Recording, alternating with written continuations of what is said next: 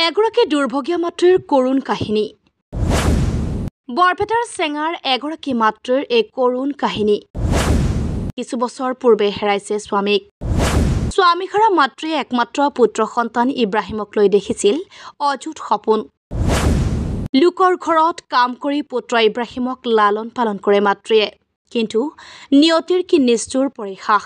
দৰিদ্ৰ পৰিয়ালটোলৈ নিয়তিৰ যেন চকু ফুৰাত কৃপণালি কৰিছে। ২৬ বছৰীয়া ইব্ৰাহিম জটিল ৰোগত আক্ৰান্ত হৈ মৃত্যুৰ সৈতে যুঁজ দি আছে।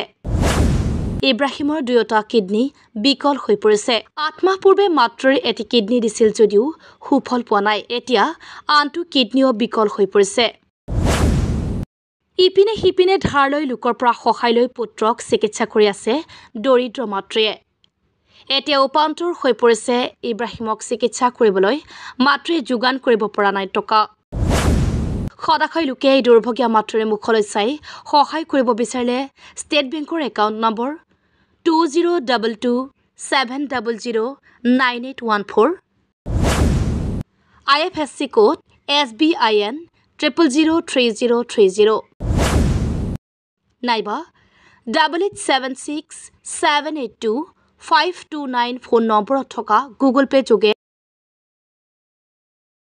আজি 2 বছৰমান আগতে কিডনিকৰ প্ৰব্লেম হ'ল। আজি 2 বছৰে ঔষধ খাই তাৰপিছত আজি 7 মাহমান হ'ল মোৰ কিডনিকটো দি ল'ৰাটোক বদলাইছিলোঁ। আজি এতিয়া আৰু বেছি বয়াই হ'ল। পইচাখিনি আৰু কিবা কৰিব লাগে আৰু নিজৰ পৰা সহায় বিচাৰিছোঁ আৰু সহায় দিলে অলপ, যিহেতু গৰীব মানুহ আমি, দেউতাকটো নাই, ভাগ নাই, অকলে এটাই একমাত্ৰ ল'ৰাই এইটো। কেতিয়াৰ পৰা বেমাৰটো কেতিয়াৰ পৰা হৈছিলে? বেমাৰটো আজি 2 বছৰমান হ'ল। 2 বছৰমান হ'ল। কি বেমাৰ হৈছিলে?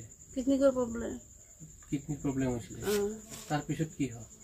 তাৰপিছত এনেকৈ 2 বছৰে ঔষধ খাই থাকিল। তাৰপিছত ডাক্তৰে আৰু বদলাৰ কথা কওঁতে তেতিয়া আৰু সি আৰু আহি মোক ক'লে, কিডনিটো বোলে বদলাব পাৰি গুৱাহাটী। এতিয়াতো যদি দিয়া মই বদলি ল'লোঁই। তেতিয়া মই কৈছোঁ তই টেনশ্যন ল'ব নালাগে, যা মই দিম, সেনেকৈ কৈছোঁ আৰু সেনেকৈ কৈ দিলোঁ। আৰু এই আজি 8 মাহমান হ'ল। তাৰপিছত এই 7 মাহমান ভালে আছিল থাকি আজি 20 দিনমান হ'ল আৰু কিবা অলপ অসুখটো হৈ এতিয়া খাব নোৱাৰে, ল'ব নোৱাৰে। গোটেই পানীখিনি খাই আছে আৰু একো খাব পৰা নাই, ভাতো খাব পৰা নাই। এনেকৈ বাগাৰ দি পৰি আছে, দাঙি উলিয়াব লাগে, দাঙি তোলাব লাগে, হাগা মুতা কৰিব এনেকৈ ধৰি নিব লাগে। এতিয়াতো আমি বিৰাট ডাঙৰ সমস্যাতে বস্তু আমাৰ একোৱেই নাই। এতিয়া মেডিকেলত নিব লাগে, আমাৰতো একো নাই। সেইকাৰণে অলপ ৰাইজৰ পৰা সহায় খুজিছিলোঁ আৰু সহায় যদি দিয়ে অলপ মেডিকেলত নিব পাৰোঁ। যিখিনি আছিল সেইখিনি বিক্ৰী কৰিছোঁ। মাটি আছিল যিখিনি সেইখিনি বিক্ৰী কৰিছোঁ। মাটি আছিল 2 বিঘামান, সেইখিনি বিক্ৰী কৰি আমি কিডনিকটো ডনেট কৰি আহিছিলোঁ। সেইখিনি কৰি এতিয়া আৰু মেডিকেল নিব লাগে। আজি 8 মাহ মোটামুটি 20 দিনমান হ'ল মেডিকেল নিব পৰা নাই, পইচা পাতিত থাকি। এনেকৈ এতিয়া যদি ৰাইজে অলপ সহায় কৰে তেতিয়াহ'লে মেডিকেল নিব পাৰোঁ আৰু এনেকৈ কাৰোবাই যদি দয়া কৰে।